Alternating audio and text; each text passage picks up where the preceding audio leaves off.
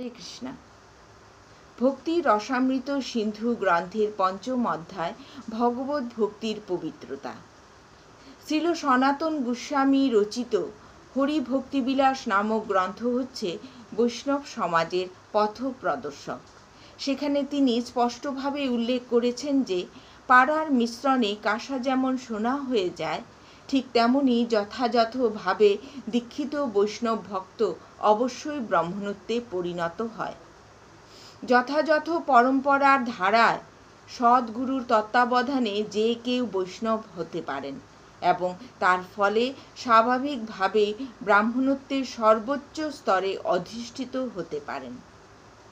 শ্রীল রূপ গোস্বামী সাবধান করে দিয়েছেন যে কেউ যদি সদ্গুরুর কাছে দীক্ষাপ্রাপ্ত হয়ে মনে না করেন যে এই দীক্ষা গ্রহণের ফলে তার সমস্ত কর্তব্য সম্পাদিত হয়েছে, দীক্ষাপ্রাপ্ত হওয়ার পরেও সকলকেই খুব সাবধানতার সঙ্গে সমস্ত বিধি নিষেধগুলির অনুশীলন করতে হয়।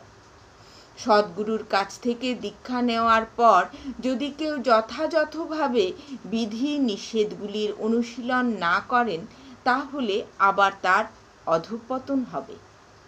সকলকেই খুব সাবধানতার সঙ্গে মনে রাখতে হবে যে তিনি হচ্ছেন শ্রীকৃষ্ণের বিভিন্ন অংশ এবং তার অংশ হওয়ার ফলে সকলেরই কর্তব্য হচ্ছে পূর্ণ পুরুষোত্তম বা পরমেশ্বর ভগবান শ্রীকৃষ্ণের সেবা করা। আমরা যদি শ্রীকৃষ্ণের সেবা না করি, তাহলে আবার আমরা অধঃপতিত হব। পক্ষান্তরে বলা যায় যে কেবল দীক্ষা গ্রহণের ফলে মানুষ উন্নত ব্রাহ্মণে পরিণত হয় না। ব্রাহ্মণোচিত আচরণ করার ফলে এবং গভীর নিষ্ঠার সঙ্গে শাস্ত্রের নির্দেশ অনুশীলন করার ফলে যথার্থ ব্রাহ্মণত্ব লাভ করা যায়। শ্রীল রূপ গোস্বামী বলেছেন, যদি কেউ নিয়মিতভাবে ভগবত ভক্তি অনুশীলন করেন, তাহলে তার অধঃপতনের কোনো প্রশ্নই ওঠে না। দৈবাৎ যদি কখনো অধঃপতন হয়ও, তাহলে বৈষ্ণবকে সেজন্য প্রায়শ্চিত্ত করতে হয় না।